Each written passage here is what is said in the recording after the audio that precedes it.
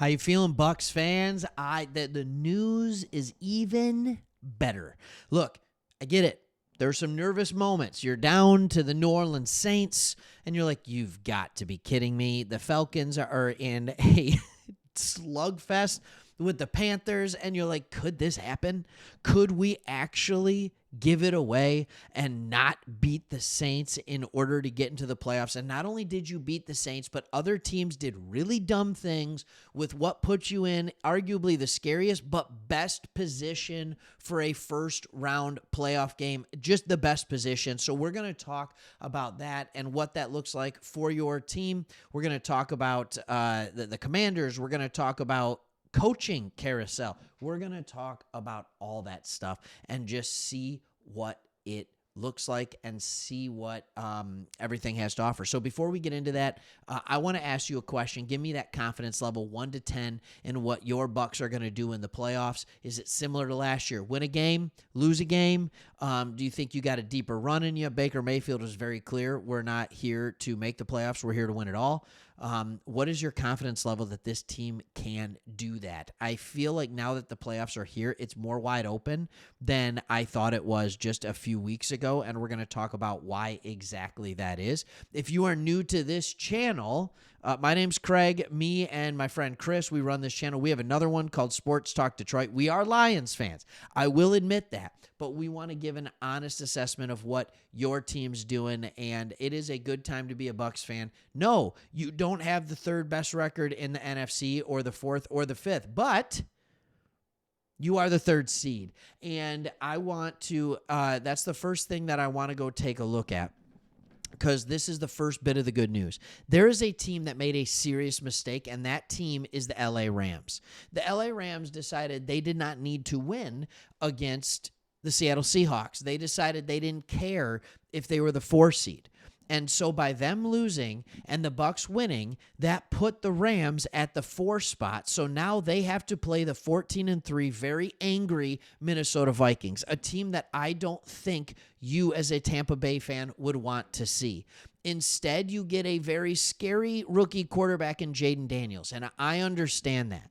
But top to bottom, the Vikings roster, moving up to the 3 spot and playing the Commanders, the Vikings roster is better than the Commanders roster. Now, we talk about the Commanders a lot on this channel. We love us some Commanders. I think the future is extremely bright for the Washington Commanders, but there are more holes on that side of the ball. That has been a coaching genius, and it has been a lot of close wins, and it has been a really impressive rookie quarterback that is making that thing turn. This is a better first-round matchup because you have no idea. You have no idea how a young quarterback is going to respond in the postseason. You just don't know. You don't know, and you have no idea how a young team like the Commanders is going to respond in the postseason. What we do know with almost certainty is how the Bucs are going to come out. And they are a team that plays well in big games. They have a quarterback who is a primetime player. He's a big game player. And so, yes, I do believe that the Buccaneers have an advantage on this. Yes, it looks scary on paper as a Bucs fan. I get that. And I know that I'm going to make another video here in a day or two talking about the Commanders and how they have a chance to win. By the way, I would have talked about it if they had played the Rams too, right? The Commanders are lucky. They're lucky that they were able to hold on to the 6th seed, even with Jaden Daniels getting hurt, by the way. I hope he's going to be okay. As a Bucs fan, you might not. But of course, I'm going to talk about that too, because the fact is you're a 10-7 team going against a 12-5 team. But that 12-5 team, when you look at it, they have had their last 4 wins have come down to the final play. Like, they keep winning, but they do it in dramatic fashion. And the Tampa Bay Buccaneers, your Buccaneers, you've got to understand, this has been quite a turnaround. How many of you thought 2 months ago, honestly, the Falcons not only have a tie break, right, but they sit there and they have a multiple game lead on you? How many of you a couple months ago thought this was a playoff team? Mike Evans is hurt. Godwin is lost for the year. How many of you thought this was a team that the secondary was a sieve? It was giving up yards like crazy. How many of you thought this was a team that was going to make the playoffs? And then you just kept winning. You just kept winning. And it wasn't perfect, right? It wasn't perfect all the time. You had a 4-game losing streak, and then you come after the bye. And are you ready for this? Look at this team. You beat New York. Great. You should have. You beat Carolina. Great. You should have. You beat Vegas. You should have. You smoke the Chargers. I don't think they've lost since that game, by the way. You lose to Dallas, and you're like, is this team for real? And then you get 2 more wins. Now, you can talk about the level of competition all you want. You can. But the fact of the matter remains, this is a team that's won 6 out of their last 7. This is a team that is red hot going into the playoffs, and you can't argue with that.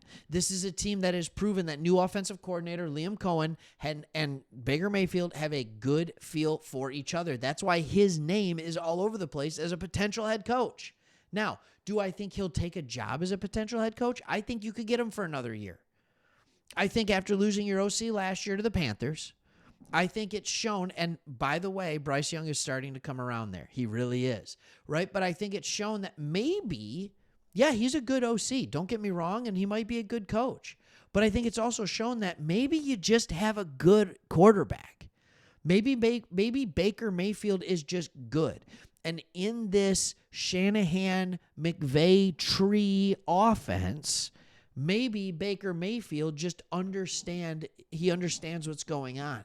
So I don't think that a guy who was in 2021 an offensive coordinator and quarterbacks coach, then OC for the Rams in 22, where he didn't call plays, and then went back to be the offensive coordinator at Kentucky in 2023, and now 1 year with the Bucs, I don't think that's a guy that is ready to take over as a head coach, and I think that's a guy that will have a lot of names in front of him to be a coach. I really do. I think you have to be excited about who your head coach is in Todd Bowles. I understand the talk about a defensive coordinator because all of us watch the offensive side of the ball. So we all talk about, well, if the offense, you're always having to go through new offensive coordinators. Well, if you have an offensive coordinator, right, as your head coach, you're going through defensive coordinators if they're having success. It's just easier for us as fans to look and notice a poor offense rather than a bad defense. So for him to put together even what is a decent year this year with this defense, right? You've allowed the 16th most points. You are dead in the middle. You are not dead in the middle for talent on that defense. You are on the back half for sure, and you know that to be true, Bucs fans. You know it to be true. You're in the back half in talent. You're the number 16 defense. This is a team that defensively is playing well. It's coming together. It is coming together. In your winning streak, you have given up 7, 23, 13, 17, 26, 14, and 19 points. That is good enough to continue to win games when you have this offense. It just is. This healthy offense. McMillan has shown all right, Godwin, you were fantastic. I am you now. That has been really, really good. So I think the news just keeps getting better and better for the Bucs. Can't wait to watch this game against the Commanders. We cover both teams on this channel. It's a win and a loss for us no matter what. So just really excited to see the end of this. And hopefully as a Bucs fan, you are in the same boat where you're like, yeah, I feel pretty good. And then make sure you keep watching us. Win or lose, we're going to keep doing Bucs videos. Right? Off-season's a blast. And no matter what, this team has given you enough hope with the current talent, with rookies like McMillan and Bucky Irving, with some of the young talent on the defensive side of the ball, upcoming picks, salary cap, free agency. This is a team that has given you enough to be excited through the whole offseason. So hopefully you continue to keep coming back and you keep watching. All right. Hey, thank you, everybody, for watching. See you on the next one.